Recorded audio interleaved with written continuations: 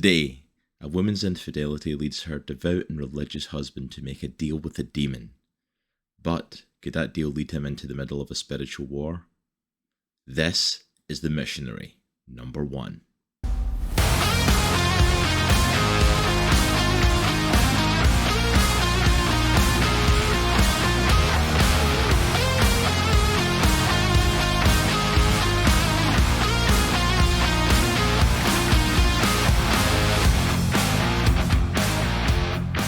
Hello there, Comic Clan, and welcome to Comics in the Cross, the greatest YouTubers you've never heard of. I, of course, am your host for today, Cross, and today we are checking out The Missionary, number 1, coming from DSTLRY Publishing. But before we jump into it today, please make sure to go down below, hit that subscribe button to make sure you don't miss out on any more of our videos, especially as we have a lot of great content coming for you during Spooky Month. We are focusing totally on horror comics, so make sure you don't miss out on some of the great titles that we have coming up in the next few weeks. Also, if you have missed out on our conversations about any other DSTLRY publishing titles, we have talked about a couple of them at this point. Go ahead and click the card up in the corner to make sure you don't miss out on any more. But that's us all set for now, so let's get ready to dive in to The Missionary. The Missionary number 1 is written by Stegman with artwork from Jason Howard. Colours are by Tamra Bonvillain and lettering from Shawn Lee. Our issue begins with Bryce. He arrives at his local church looking to speak to someone as he's just been laid off by his job. He was the manager at a local grocery store and has stopped here to have a conversation with the bishop, in the hopes that he can get some advice on how to break the news to his wife. However, upon arriving at the bishop's office, Bryce finds that the bishop and his wife are a little preoccupied with each other. He stands there and thinks to himself how he's never received oral sex. His wife had said that she found the idea of performing it disgusting and sinful. All this runs through his head while in disbelief he watches as his wife performs oral sex on the bishop. Bryce runs through the main sanctuary of the church, desperately trying to get away from the situation that he's just witnessed happening. His mind is racing with so many different thoughts and emotions going on.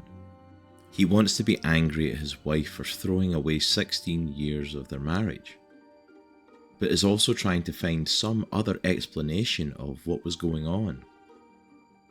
As his mind races, Bryce sits down in one of the pews and, probably for the first time in his life, lets out a massive curse, only for a portal to open directly behind him. As Bryce turns around to look at it, some sort of power erupts from it and blasts him straight in the chest. While Bryce is experiencing the worst day of his life, his encounter is far from the only one that's taking place right now, as more portals are opening up in other places. However, these other portals don't seem to be appearing in random locations or even interacting directly with mortals in any way.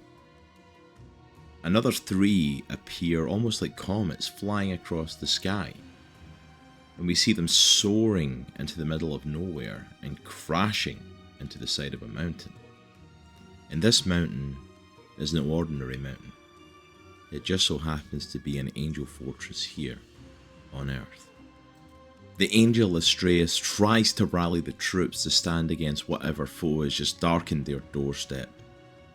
But unfortunately for him, it's too late, and he finds himself face to face with 3 demons that are in their sanctuary: Celestidius, Erebusa, and Balrog.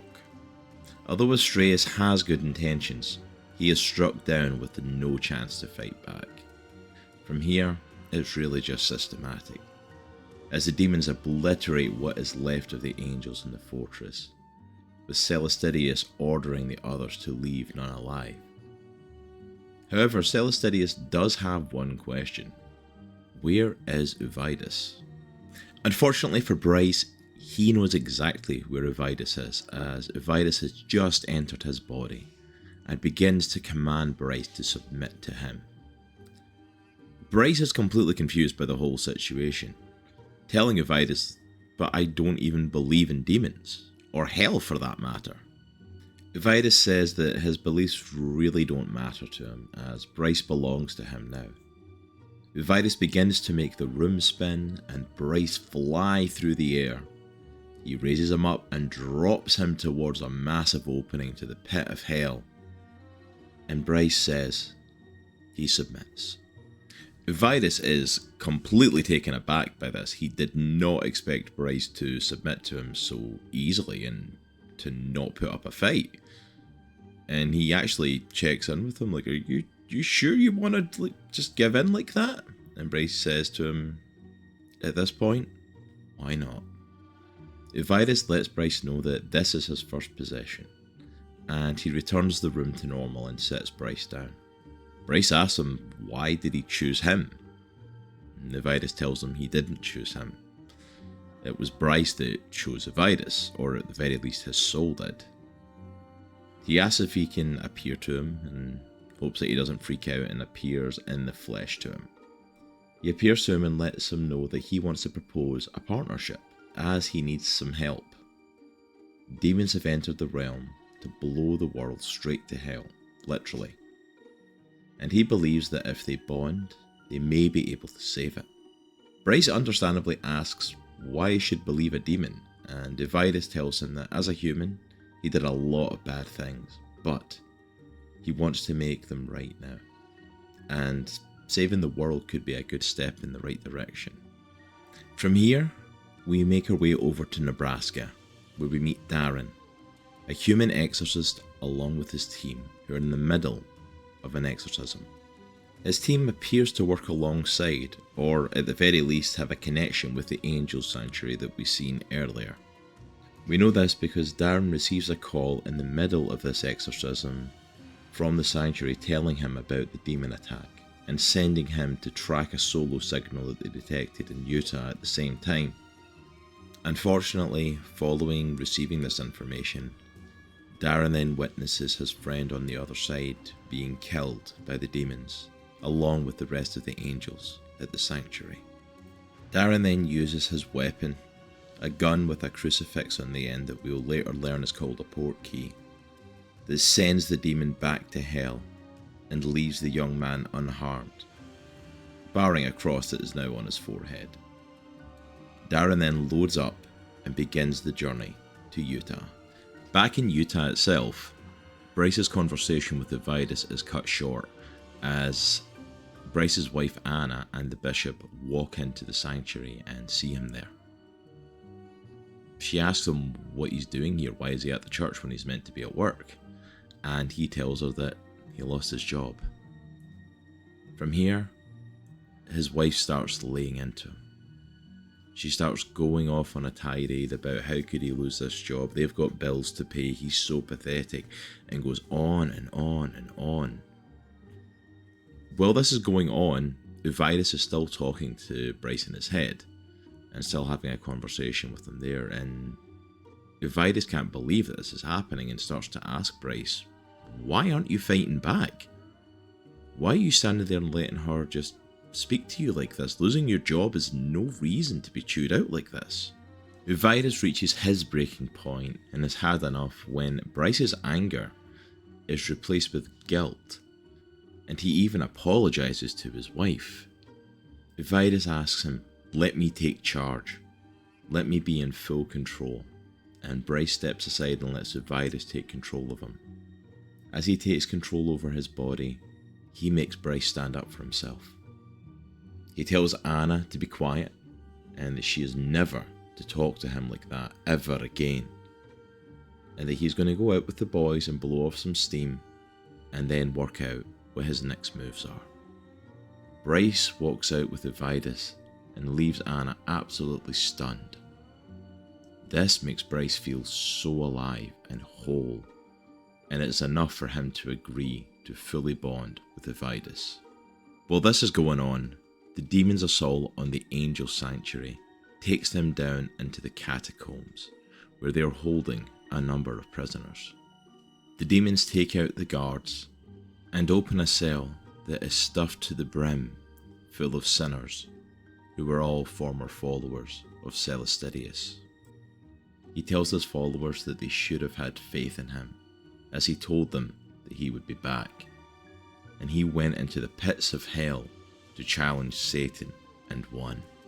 Now they will find Satan and finish him off, because he and God are nothing more than pretenders. But there is some dissent within the ranks, as someone steps forward to face Celestidius, and it's his former lover, Elisara. Celestidius thought she had died, but she tells him that he used her as bait and left her for dead, but yet she is still here. He claims everything that he has done is for the cause, but Elisara is disenchanted by him now. She claims that he has not changed over the last 2,000 years, and his words now ring hollow. Celestidius wonders how her belief in him could have changed, only for her to tell him that she never believed in him or the cause. She loved him and wished that her love was enough. Unfortunately for Elisara, her love isn't enough for Celestidius, and he scorches her alive along with all of the followers that they had just freed. Uvydus is in absolute shock at this. She asks him, like, how are we meant to do this now? It doesn't matter how true and just our cause is, how right it is to do what we're doing. Without an army, we can't do this. And Celestidius tells her that if one person was voicing dissent, that means it was in the hearts of many of them, and we never would have accomplished it anyway. But we have a backup plan, a plan B that we can turn to. Uvydus is furious and accuses him of having always wanted to go with this backup plan, but we don't get to find out what it is just yet. Meanwhile, our exorcist Darren is continuing his path towards Utah, and we find out his story isn't quite as simple as we thought, as he too has a demon that's along for the ride. And although he's not bonded to it like Bryce is with Uvydus, there is a mutually beneficial deal going on. The demon is the one that provided Darren with his exorcising weapon, the port key, and in return the demon gets to feed on Darren's negative emotions. While the demon feeds, Darren takes the opportunity to ask him about the assault on the Angel Sanctuary and if he knows anything about it, to which the demon begins to freak out and says, "I knew this day would come." He doesn't elaborate any further, but does let Darren know that they're going to come for the port key first, as not only is it used for exorcising demons, but it's not even his. He stole it from Satan, and says that when Satan realizes it's gone, he's going to come for it too. Bryce has absolutely no idea that any of this other stuff is going on. He has no clue about the bigger picture of the situation he's in. He is currently at a bar along with Uvydus, and Uvydus is trying to get him to send a text message to a girl that he met when he was on a missions trip that he really liked and had feelings for. Bryce doesn't want to do it though, and has gotten to a very sentimental drunk phase, and is starting to think about the good times that he had with his wife. Uvydus is quick to try and get him through this stage, telling him that his wife cheated on him, and makes him order another shot and takes it. As the two argue back and forward about how much control Uvydus should be taking over Bryce's body right now, Bryce bumps into a woman that's been looking at him from across the bar, and Uvydus is quick to play wingman and make him order 2 shots for them. The two of them talk and flirt and drink quite happily together and seem to be getting on like a house on fire. That is until the woman's partner comes into the bar and sees Bryce chatting her up, and of course takes immediate offence at it, takes Bryce outside the bar and proceeds to knock him out with one punch, leaving him laid out outside the bar. Bryce tells Uvydus that apart from getting his ass kicked, this is actually the best night he's ever had, and that Uvydus is absolutely his best friend. And while he gets himself comfy in a pile of trash, he says he's going to do something for Uvydus, and he sends the text message to the girl. And Uvydus is about to call it a night well done and well celebrated. Unfortunately for the duo, As Bryce passes out in the trash, Darren and his exorcist show up, having tracked Uvydus down to this bar. Uvydus tries desperately to wake Bryce as Darren approaches him and aims the port key at him. He fires the port key but realizes that it's not working because the demon has fully bonded with Bryce. Uvydus has not been able to wake Bryce up, and with no other options left, he decides to take on a physical form, and we see a horrific demonic looking monster tearing out of Bryce's body and attacks the exorcists. The issue ends with Uvydus in his new body standing over the bodies of the exorcists and Bryce while being completely covered in their blood. I'll be honest with the Missionary, when I first heard about this book, I really wasn't sure what to think about it. I was immediately drawn in by the front cover of it. I thought it was a really cool looking cover, really beautiful art. The black and the white and the red all mixing together was absolutely stunning. That was enough to catch my attention. But when I read the story of like a religious man whose wife cheats on him and he chooses to make a deal with a demon, I was almost kind of bored at the idea, simply because it's like, we've seen it so often. Deals with the devil, deals with demons, demon possession stuff. We've seen so many variations of it, so many takes on it. And it's one of those things, like, it's been done almost to death a little bit, especially within horror. But this book really stood out to me, and I'll be honest, like, it only in like second and third readings, as I was like getting panels for this and I was re-going over the story to write the script, only then did I really start to get invested in like the war with the angels and the demons and what was going on that side of things. The whole stuff with the port key and Celestirius and his demons like attacking the angel sanctuary. On my first read through, I could not care less about this. What sold me on this book 100% was the relationship with Uvydus and Bryce. That was what sold me on this book and made me even want to cover it. Like, I wasn't even going to cover it. I was considering, do I cover something else for our Spooky Month like comic reviews? I wanted to cover some good horror comics and some good stuff that would tie in with the horror theme. And I wasn't sure if the Missionary was going to do it, but the friendship between Bryce and Uvydus made me want to back it, because I loved seeing Uvydus being the one talking him up and essentially becoming like that, a bro, a wingman, a guy that's, you know, you don't need to take that crap from her. She's talking you down because you lost your job. And I'm like, when she's literally in another room giving a blowjob to another guy, it's like, you don't need to stand here and take this. And it's like, it's really bringing him out his shell. And I'm like, that's what's going to make me come back for issue 2, I think. I think Stegman's created a really interesting world here, and as a result of rereads and as a result of being on board for that friendship, I don't really care about the fight with the demons and the angels and all that stuff. What I care about coming into issue 2, I think, is I really want to see how Bryce and Uvydus play into that. What happens when they find out that Uvydus has bonded with Bryce? What happens when it's revealed that Uvydus's plan is to stop them and doesn't want them to take over the world or defeat the devil and God or whatever the heck their full plan is that's going to take the world to hell? He wants to take a step towards being good. How is Bryce going to react to the massacring of the exorcist outside the bar that he had no idea has happened? And how is it going to work now that Bryce's body is just being left there and Uvydus is torn out of it? All of the questions round about the duel is what's bringing me back for more, and it makes me want to read number 2. It's not the other stuff. I'll be honest, the other stuff at the moment, I'm not completely switched off to it, but it's a lot of the same stuff that we've seen before.